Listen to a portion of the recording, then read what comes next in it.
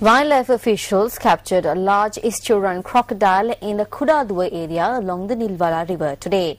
The Department of Wildlife Conservation said the crocodile would be transferred temporarily to the National Zoological Gardens in Dehiwala. However, whether the giant captured today was the same one that attacked two humans on separate occasions recently has not been established as yet.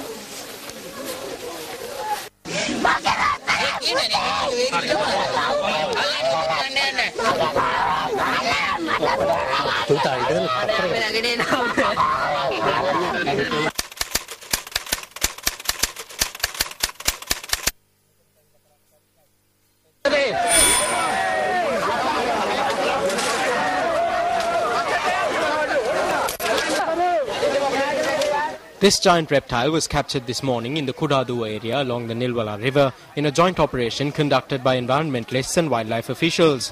This reptile was captured about 100 meters from the spot where a schoolgirl was taken away by a crocodile on the 4th of this month. The crocodile was ensnared in a trap set by wildlife officials last night, and subsequent to the recovery of the trap, measures were taken to transport the crocodile. Of the two crocodile species found in Sri Lanka, the marsh crocodile and the estuarine crocodile, the larger estuarine crocodile is known to be more aggressive and dangerous. Wildlife officials who participated in the operation said the reptile captured today was a 12-foot 1-inch male belonging to the subspecies Crocodilus porosus, more commonly known as the estuarine crocodile.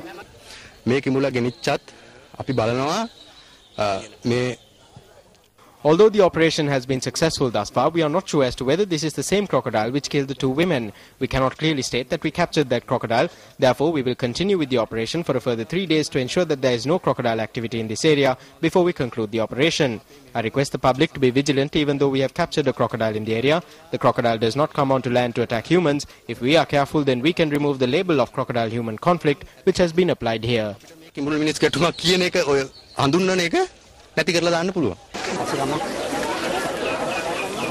As a large crowd of area residents gathered at the location following news of the crocodile's capture spreading, the police and army were deployed to control the crowd.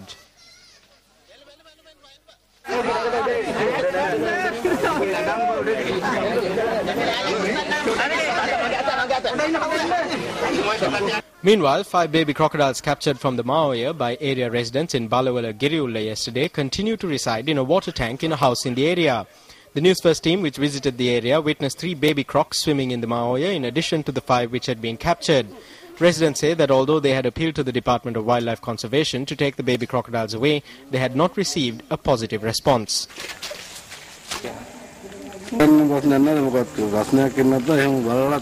If there is no problem and we can keep them, then we can hand them over to someone. Otherwise, we have to release them where we found them.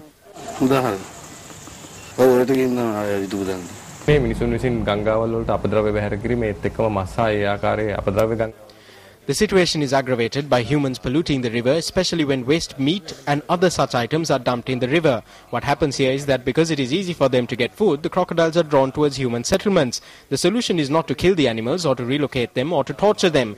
The Department of Wildlife Conservation can be informed to come take the animals away. Crocodiles are an important link in biodiversity, especially in Sri Lanka. Also, it is high up the food chain in ecosystems in Sri Lanka and across the world. The destruction of such animals is a major problem for environmental balance. The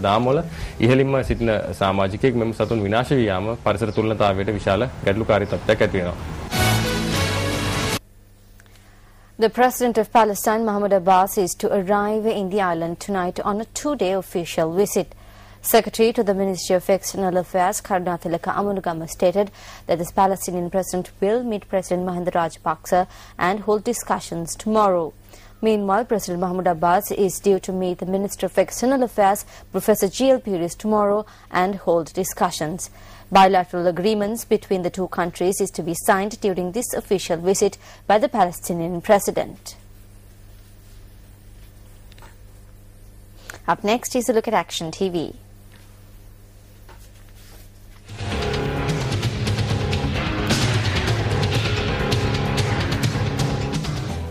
This is a common sight that can be witnessed near the Siri Parakumavata settlement in Angoda, which consists of nearly 1,000 houses. The residents of these houses make a tireless effort to fill every bucket or bowl in their house with water. When their efforts prove futile, the residents look to the only well located in the settlement for relief. There are 5 people in our house. The 5 people living in the house do not receive the required amount of water, but we get the water bill on time.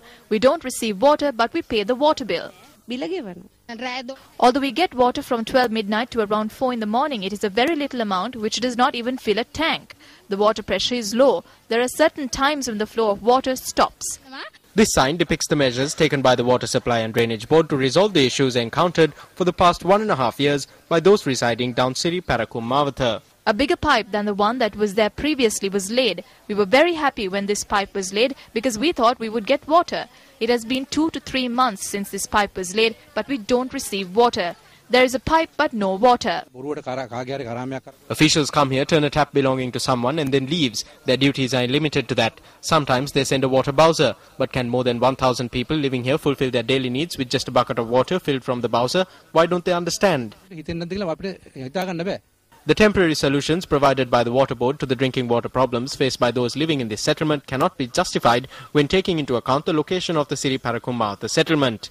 The Ambatale water purification plant is located not even half a kilometer away from our homes, but those living in the vicinity do not receive water. Chairman of the National Water Supply Board, this is over to you.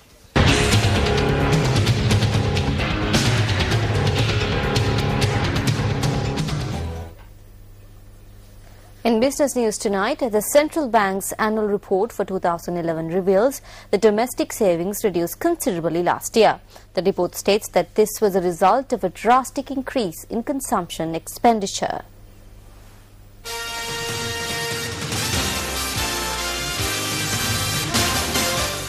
Domestic savings, which was 19.3% in 2010, reduced to 15.4% in 2011. Meanwhile, national savings, which stood at 25.4% in 2010, reduced to 21.4% in 2011. This resulted in a negative effect on national savings investment gap, which increased from 2.2% in 2010 to 7.8% in 2011. Savings is an important source of the supply of investment funds needed for investment in the economy. Nevertheless, this is not a big issue in a modern economic environment. The reason is actually the foreign direct investment inflows can bridge the domestic savings gap. If Sri Lanka is looking forward to sustain a higher growth rate over 8% in the long run, Sri Lanka has to depend more and more on foreign direct investment, especially at the initial stage of increase in economic growth rate. In that case, Sri Lanka has to show the international community about the investment-friendly policy environment of the country to win the confidence of the foreign investors.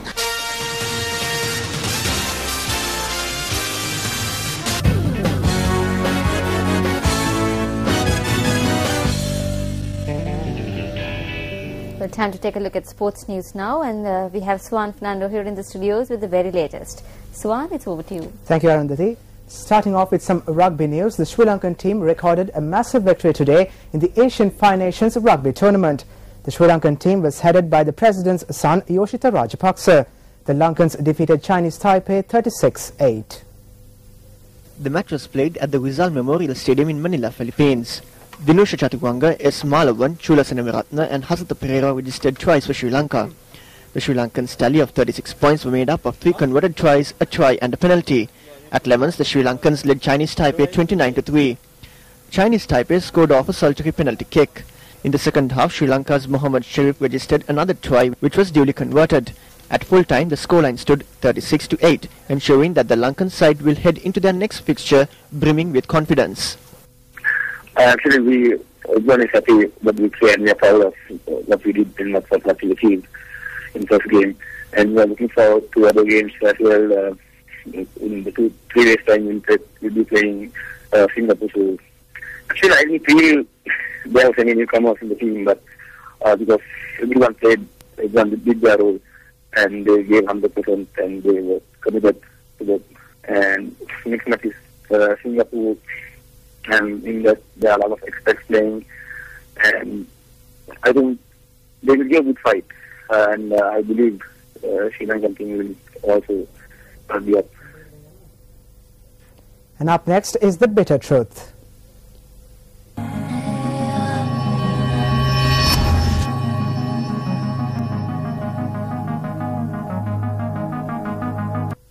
On the 1st of this month, the Bitter Truth reported on the actions of a group of officials at the Sri Lanka Schools Cricket Association who had violated circulars issued by the Ministry of Education and taken an under-15 team to Malaysia, allegedly for a triangular series. The Bitter Truth questioned on what basis the Deputy Minister of Education had seen it fit to overrule the objections raised by Sri Lanka Cricket and to override the subject minister in granting permission for this tour. This was the response made by the Deputy Minister of Education. A group of children and parents came to me and said that their flight was tomorrow and that they had not been given permission. Our children are very enthusiastic to go abroad and compete in sports to achieve victory. I do not know how they found the money for the tickets. They may have raised the funds. The parents may have given them the money. But if I did not give them permission for this, then the media itself would have reported on it and said, Deputy Minister of Education, over to you.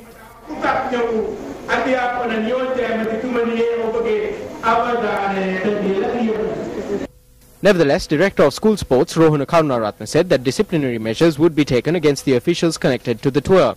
He also said that a circular would be released next week outlining the procedures and rules to be followed when recruiting school athletes for training.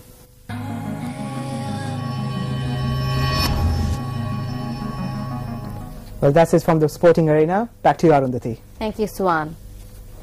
Well, it's a wrap from the News First team for tonight, but be sure to log on to our website, that's www.newsfirst.lk for the very latest. I'm Arundhati Mudan Naik. I thank you very much for joining us. Good night.